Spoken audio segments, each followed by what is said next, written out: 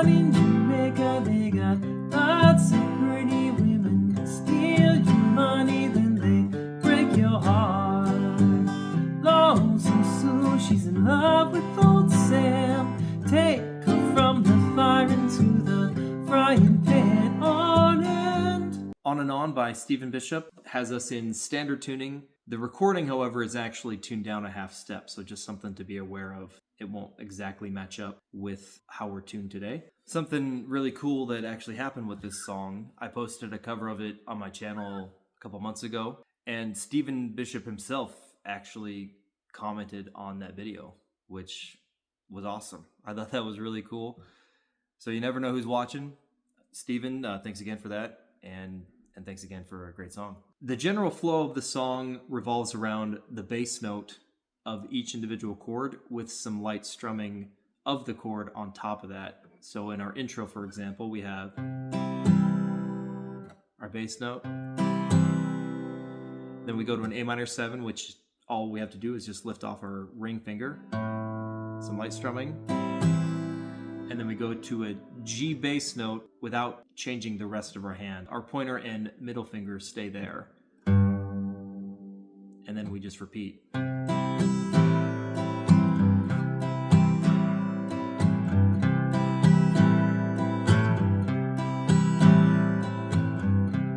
And that acts as the intro as well as a large majority of the verse.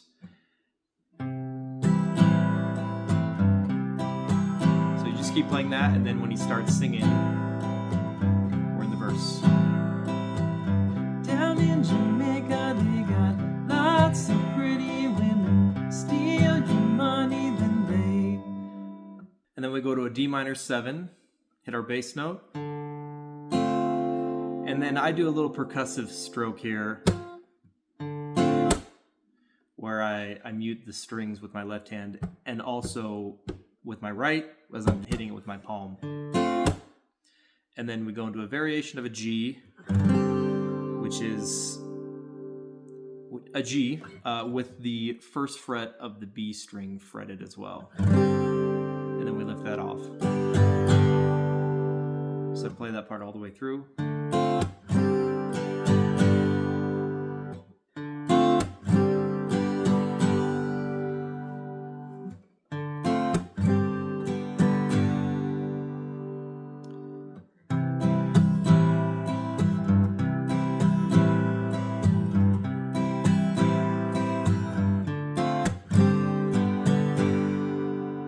A little tip for going back and forth between the C and the G.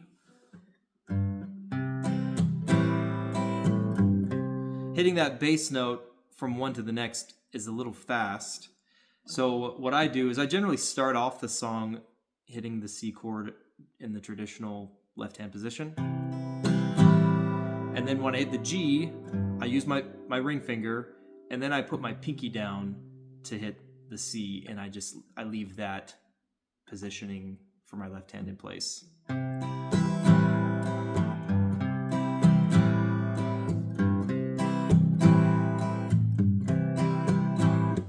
One additional tip on top of that is you don't want to let the G ring out once you move to the C. You don't want it to sound like this.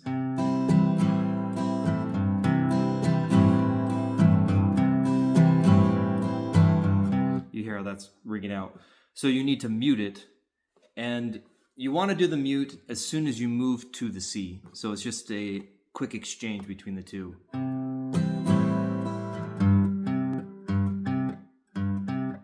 And to do that mute, I do a combination of two things, left hand muting and right hand muting. So with the left hand, I'm just simply pulling off the ring finger from it. I know you can't see it with my left hand, but because it's very slight, but I am doing that. And then at the same time, I am applying my palm with my right hand to assist in that muting.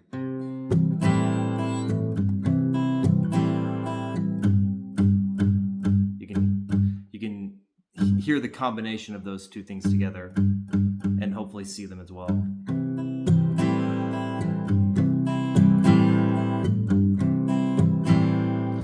So hopefully that will be helpful when it comes to making the song sound like it does.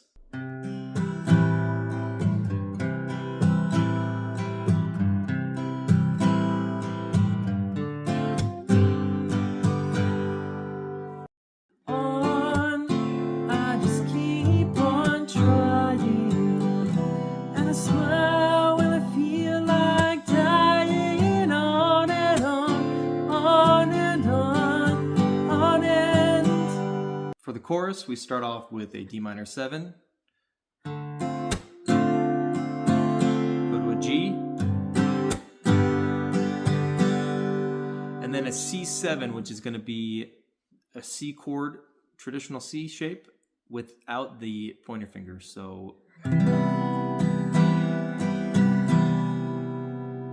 that's a little bit of a different strumming pattern than what we've done before.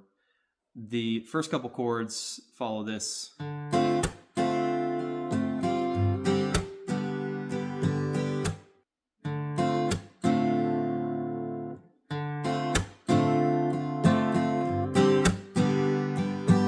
this one really rings out. You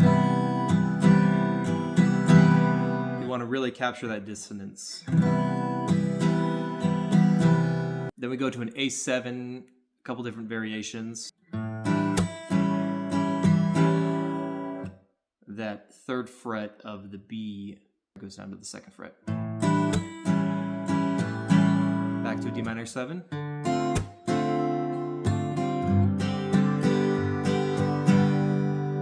And that's another place, the G there is where I'll mix up the strumming a little bit.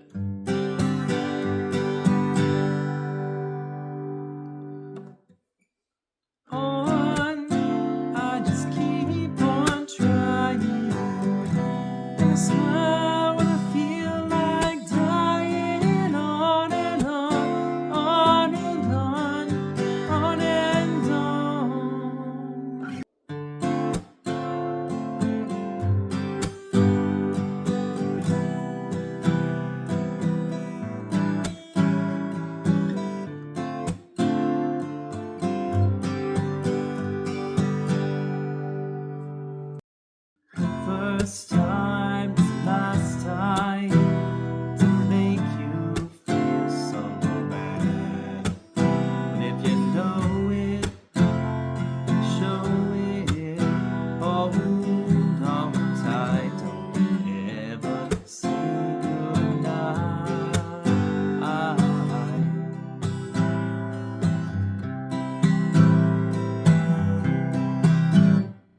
The last part to learn is the bridge. For this, a lot of the chords do follow that same strumming pattern we talked about earlier. That very one right there. So in the tab, I don't have that explicitly called out just because, I always think reading tabs of strumming can be a little bit overwhelming and confusing and not very helpful. So I, for the most part, just have the chords as they are, and then you can just remember that strumming pattern. We begin with an F7. I always wrap around my thumb for the F chords generally, just because barring can be exhausting. Also, we want to let this E string ring out open. And to do that, you have to quite particularly wrap around your pointer finger around the E string so that it does not ring, but that you're also able to fret the first fret of the B string. And one way to think about that is to imagine pushing up against the B string, which creates a little bit of an arch underneath so that the E string has room to ring. And then we just fret the rest of the F chord like normal. So that's an F major 7. We go to an E minor. And you can do this in two ways. I can't remember which way I actually do it, but I know a lot of times I'll actually just keep these two fingers on the same string, or strings, and then just slide them down. Or you can use your middle and ring finger. That's just a little bit more work. It's just, for me, it's easier to slide down from there. So E minor, and then the D minor 7. And I am muting these strings. It might look like I'm fretting them, but I'm actually muting them. I'm just touching them so that they don't ring, and it frees up my right hand to strum as much as I want. I don't have to worry about hitting those low strings. I can just lightly touch on them, and my right hand can just strum all the strings. So that's the D minor 7. Then C major 7, back to the F major 7, E minor. And now here the strumming pattern does change a little bit. It goes away from that percussive, very rhythmic, to very light and fluid. So from the E minor,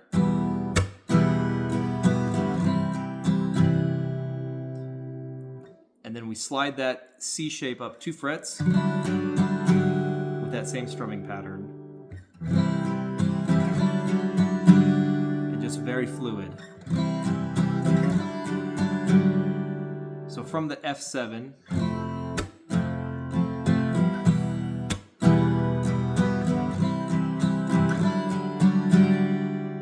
and then back to that same strumming pattern with the D minor 7 and the G to finish it off.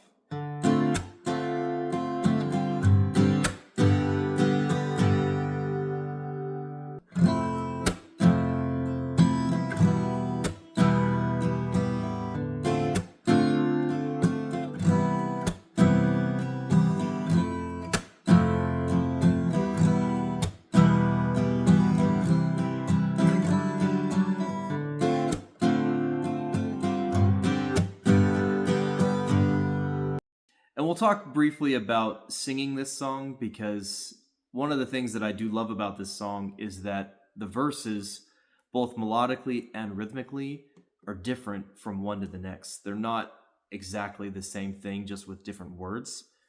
And I love it when songs do that. I do that actually in a lot of my writing as well. I try to do that in a lot of my writing, just because I think it creates a much more interesting experience and variety in the song when listening to it. And this song definitely does that. But at the same time, that can make learning it difficult because you have to learn a bunch of different things. So one thing to focus on, at least when learning the verses, is where the bass notes are in relation to the particular melody that you're singing at that point in time. And a lot of them respond to that bass note. So, poor Jimmy sits alone in the moonlight, saw his woman kiss another man. Something to consider. I won't go over every verse just for the sake of time, but just to keep that in mind as you're trying to learn to sing it, because every verse is a little bit different.